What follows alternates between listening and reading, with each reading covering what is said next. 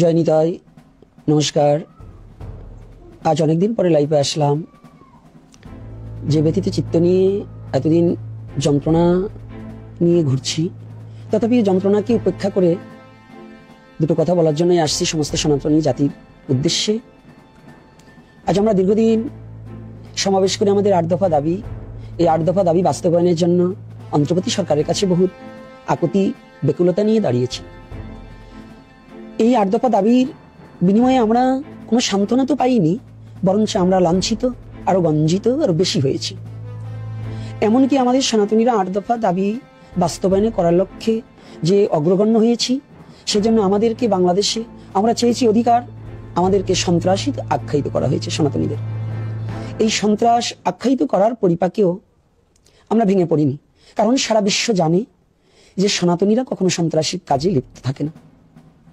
কিছুদিন আগে আমাদের এই বাংলাদেশ সনাতনী সম্মিলিত জোটের মুখপাত্র চিন্ময় কৃষ্ণ দাসকে মিথ্যা মামলা এবং মিথ্যা হয়রানি করে তাকে গ্রেপ্তার করে আজ অবধি তার সুষ্ঠু বিচারটা আমরা পাইনি।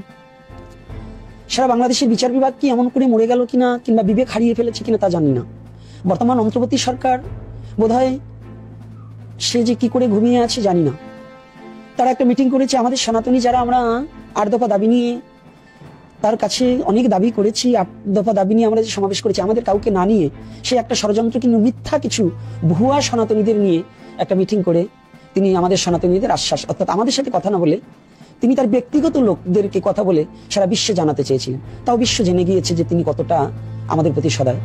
ক্রমান্বয়ে সনাতনীদের প্রতি অত্যাচার বেড়েই চলছে। এখানে গুপ্তভাবে প্রকাশ্যে অনেক জায়গায় হচ্ছে, কিন্তু কিছু আজকাল পেপার পত্রিকায়ও নেই। পেপার পত্রিকায় থাকবে কি? আমার দেশ পত্রিকার সম্পাদক মাহমুদুর রহমান, তিনি একজন জ্ঞানী ব্যক্তি হয়ে, বিবেকবান ব্যক্তি হয়ে অবিবেকের মতো কিছু কথা লিখেছে, বড় কষ্ট লাগলো। তিনি সাম্প্রদায়িকতা আরো সৃষ্টি করে দিয়েছেন। আমি জানতাম এরা কখনোই, এরা যতই লেবাসদারি হোক না কেন, মুখে এদের একটা কথা, কাজে অন্যটা। অর্থাৎ সে যে লিখেছে চিন্ময় কৃষ্ণ দাসকে নয়, গোটা সনাতনী গেরুয়া পোশাককে অবমাননা করেছে এবং সনাতনী গেরুয়াদের তিনি সন্ত্রাসী আখ্যায়িত করেছে।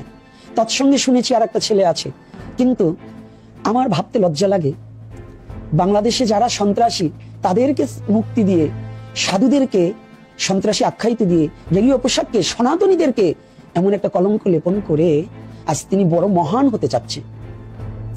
এই যে মাহমুদুর রহমান, ইনি যতই মহান হতে চাক না কেন, ইনি বাংলার বুকে সনাতনীদের হেয়পূর্ণ করার জন্য, সমস্ত বাংলাদেশি নয়, আজকে বিশ্বের সমস্ত সনাতনী জাতিকে গেরুয়া পোশাককে অবমাননা করার জন্য তার আমার দেশ পত্রিকায় যে লেখাটা লিখেছে, এটা আমি তীব্র নিন্দা জানাই এবং ঘৃণার চোখে দেখছি যে তিনি একজন জ্ঞানী মানুষ হয়ে যে এই সন্ত্রাসী কার্যকলাপ, নিজের কর্মটা অপরের উপরে চালিয়ে দেওয়া, এটার জন্য আমি ঘৃণা জানাই।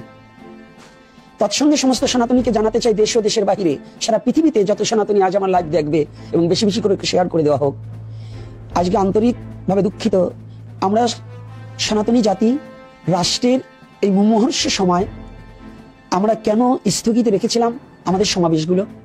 যে রাষ্ট্রে এদিকে আরাকান আর্মির চাপ, এদিকে বিভিন্নভাবে ভারত বাংলাদেশের মধ্যে একটু মনোদ্বন্দ্ব সৃষ্টি হয়ে গেল। আমরা ভেবেছিলাম এই মুহূর্তে আমাদের সরকার, অন্তর্বর্তী সরকার এবং আমাদের আইন, এরা যেন আমাদের প্রতি কোনো কষ্ট না পাক। আমরা সনাতনীরা আমার দেশকে ভালোবাসি, আমরা বাঙালি জাতিকে ভালোবাসি, হিন্দু মুসলমান সম্প্রীতির বন্ধনে থাকার জন্য চেষ্টা করে আমরা ভেবেছিলাম এই মুহূর্তে আমাদের সমাবেশগুলোকে স্থগিত রেখে আমরা আমাদের রাষ্ট্র যাতে সুন্দর পথে এগিয়ে যেতে পারে, হিন্দু মুসলমান বৌদ্ধ খ্রিস্টান সকলে মিলে যেতে বাংলার মাটিতে সম্প্রীতির বন্ধনে আবদ্ধ হয়ে থাকতে পারি, এই প্রচেষ্টা নিয়ে এবং এই আশা নিয়ে আমাদের সমস্ত কার্যক্রমগুলো স্থগিত রেখেছিলাম। এরা এই সরলতার সুযোগে এরা আমাদের প্রতি আরো কালিমালিপ্ত করার জন্য, আমাদের আরো হেয়পূর্ণ করার জন্য কিছু আইন বিভাগের লোক, আমি আজকে সবচেয়ে বড় দুঃখিত, আজকে পিটিআই অডিটোরিয়ামে চট্টগ্রামে ডিসি মহোদয় আমাদেরকে সম্প্রীতি সমাবেশের জন্য ডেকেছিলেন, চট্টগ্রামের সমস্ত সন্তুদের। আমাকে তারা ফোন করে জানালেন এবং আমাকে জানানোর পরে আমি বলেছিলাম, ডিসি মহোদয় যখন জানিয়েছে আপনারা যাবেন, সাধুদের কারো প্রতি কোনো, হিন্দু ডাকুক, বৌদ্ধ ডাকুক, খ্রিস্টান ডাকুক, সাধুরা চায় প্রতিটা মানবের শান্তি। আমরা সেই শান্তির উদ্দেশ্যে ডেকেছিলেন আমাদের কুশলবরণ চক্রবর্তীর মধ্য দিয়ে।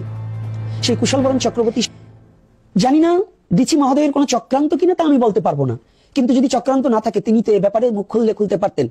যখনই একটু বাইরে আসার পরে আর কুশলবরণ চক্রবর্তীকে ঢুকতে দেওয়া হয়নি এবং আমাদের সাধু সন্তদের প্রতি ততটা শ্রদ্ধা এবং কোনো সম্মান প্রদর্শন করানো হয়নি এবং সাধুদেরকে একরকম সাধু নয়, শুধু আমার যে সনাতনীদেরকে অবহেলা এবং অপ্রীতিকর, আমি এটা বলবো অপ্রীতিকর এবং এই সম্প্রীতির সমাবেশের নামে এটা বাংলাদেশে এখনো এই আমরা অসাম্প্রদায়িক বলি আর বৈষম্য বলি, এই বৈষম্যটাকে আরো এদের মধ্যে বেশিরভাবে তুলে ধরেছে এবং এটাই আমরা বাস্তব প্রমাণ পেয়েছি আজকে।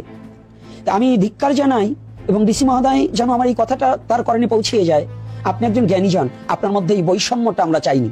আপনাকে সম্মানের দিকে দৃষ্টি রেখেই আমি বলেছিলাম আইনকে শ্রদ্ধা করি, তবে আইন পেয়ে যে আপনারা অপব্যবহার করছেন এবং এই সনাতনীদের প্রতি যে এত অবহেলা, এটা জানতাম না। আমি সেই আইনকে সম্মান করি, আমরা সনাতনীরা সেই আইনকে শ্রদ্ধা করি যে আইনটা সবার মঙ্গল এবং সবার সম্প্রীতির বন্ধন রাখবে, কিন্তু সেই আইনকে ঘৃণা করি। সেই আইনের অধীনে যারা আছে তাদেরকে ঘৃণা করি, যারা সম্প্রীতির নামে কোনো মানুষকে ছোট করার জন্য এবং মানুষকে হেনস্থা করার জন্য ডাকবে, তাদেরকে ঘৃণা করি, তাদেরকে মনোপ্রাণ থেকে ঘৃণা করি। আমি একজন সনাতনী হয়ে কখনোই তাদেরকে ভালোবাসতে পারি না, তাদেরকে ঘৃণার চোখেই তাকাই, যারা সম্প্রীতির নামে আরো আমাদের মধ্যে বিভেদ ছড়ানোর চেষ্টা করছে। দ্বিতীয়, বাংলাদেশের সমস্ত হিন্দু মুসলমান যারাই আছেন, সম্প্রীতির বন্ধনে যারা আসতে চান, বাংলাদেশের নাগরিক কমিটিতে যারা আছেন, আপনাদের বিবেচনা চিন্ময় কৃষ্ণ দাসকে যদি 2 তারিখে এই মিথ্যা মামলা থেকে অব্যাহতি না দেওয়া হয়, নিঃশর্ত মুক্তি না দেওয়া হয়, সারা বাংলার হিন্দু আবার জেগে উঠবে। কোন দল মত নির্বিশেষে, মত পথ নির্বিশেষে এবার হিন্দু জাগরণ। আমি সমস্ত সনাতনীদের বলছি, সমস্ত মত এবং সমস্ত মঠের সমস্ত গার্হস্থ্য ভক্ত সাধু সন্ন্যাসী সকলে জেগে উঠুন। যদি 2 তারিখে আমাদের চিন্ময় কৃষ্ণ দাসকে আমাদের নিঃশর্ত মুক্তি না দেয়, তাহলে আমরা আবার রাজপথে নামবো এবং সকলে রাজপথে নেমে যাবেন। আমাদের যদি রাজপথে না নামতে পারেন, যদি আবার আমাদের এই কিছু দালাল, সনাতনী দালালরা যারা চক্রান্ত করতেছে, এই দালালগুলো টাকার লোভে গিয়ে নিজের মা বাপকে ওরা বেঁচে দিতে পারে, এই দালালের কথায় আমরা বসে থাকবো না। এই দালালদের সম্প্রীতির বন্ধন আমরা কখনো এদের বিশ্বাস করতে পারছি না, কারণ সাপকে বিশ্বাস করা যায়। আজকে যে দল, কালকে ওই দল, পরশুদিন অমুক দল, এই রাজনীতি প্রেক্ষাপটে নিজের ফায়দা লোটার জন্য যে দালালেরা সনাতনী ক্ষতি করছে, এই দালালরা আমাদের সনাতনী নয়। এদের জানতে হবে পিতৃ পরিচয় হাতাতে গেলে অন্য হতে পারে, কিন্তু এদেরকে পরিষ্কার করে, এদেরকে বাদ দিয়ে আমরা সমস্ত সনাতনী একত্রিত হয়ে আমরা চিন্ময় কৃষ্ণ দাসকে যদি 2 তারিখে মুক্তি না দেওয়া হয়, আমরা আবার রাজপথে নেমে যাব। আর যদি রাজপথে না নামতে এরা আইনত ব্যবস্থা দেয়, তাহলে আমরা স্ব ইচ্ছায় লাখো লাখো সনাতনী কারাবরণ করবো, স্ব ইচ্ছায় কারাবরণ করবো।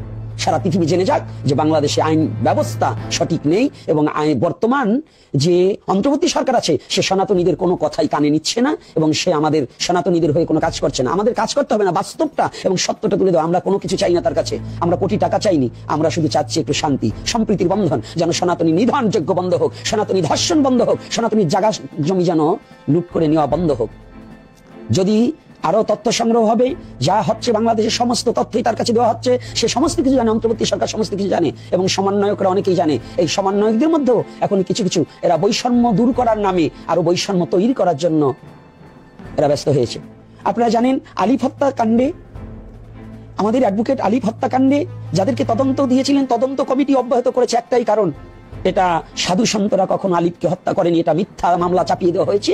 এই মিথ্যা মামলার জন্য এর পিছনে হয়তো কোনো বড়সড় ষড়যন্ত্র আছে, না হলে কেন তদন্ত কমিটি অব্যাহতি দিয়ে তারা চলে যাচ্ছে? এটার পিছনে কারণ কি, এটাও যেন একটু খতিয়ে দেখা হয় এবং সমস্ত বাংলার সনাতনী জাতি আর ঘুমিয়ে থাকবে না, এবার জেগে উঠবে এবং জেগে উঠো ছাত্র সমাজ, জেগে উঠো, জেগে উঠো সন্তু সমাজ, সাধু সন্তু, জেগে উঠো গাইরস্থ বানপ্রস্থ সমস্ত সনাতনী যারা সনাতনী জন্মগ্রহণ করেছো সমস্ত, এবং শুধু সনাতনী নয়, আজকে আমি সমস্ত যারা শান্তি চায়, শান্তিপ্রিয় মুসলমান, শান্তিপ্রিয় খ্রিস্টান, শান্তিপ্রিয় বুদ্ধ অনুসারী, যারা যে ধর্মে জন্মগ্রহণ করেছে, আমি সবার প্রতি অনুরোধ করব, এই বাংলাদেশ থেকে এই অশান্তির বীজ যারা বপন করছে, যারা নিজেরা খুন করে, যারা অন্যের প্রতি, সাধুদের প্রতি, সন্তুদের প্রতি, একজন ভালো ব্যক্তির প্রতি দোষ চাপিয়ে দিয়ে তাদেরকে মামলা দিয়ে হয়রানি করছে, এদের বিরুদ্ধে রুখে দাঁড়াবার জন্য সবাইকে আমি অনুরোধ করব, বাংলায় যেন আবার পুনঃ শান্তি প্রতিষ্ঠিত হোক, প্রতিটা হিন্দু মুসলমান সবার হৃদয়ে যেন শান্তি প্রতিষ্ঠিত হোক, সবাই যেন শান্তিতে বসবাস করুক।